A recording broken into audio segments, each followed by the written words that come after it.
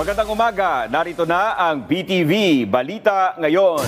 Tiniyak ni Finance Secretary Ralph Recto na may sapat at handang pondo ang gobyerno para matustusan ang tulong at rehabilitasyon ng mga lugar na naapektuhan ng Bagyong Christine.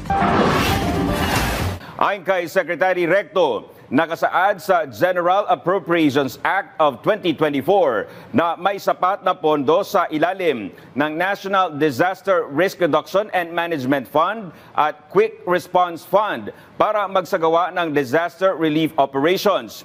Hiwalay pa ito sa $500 billion na standby credit line, isang rapid response option facility at iba pang contingent emergency response components mula sa World Bank at post-disaster standby financing mula sa Japan. Inatasan ng National Telecommunications Commission ang telecommunications firm sa bansa na tiyakin ang patuloy na serbisyo sa kabila ng pinsalang iniwan ng Bagyong Christine.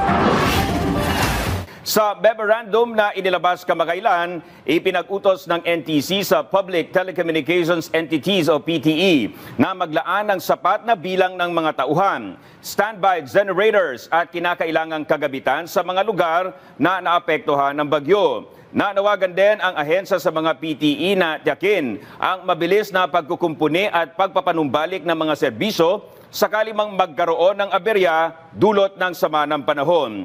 Inutusan din ang mga PTE na i-activate ang libreng tawag at libreng charging stations sa mga lugar na lubhang naapektuhan ng Bagyong Christine.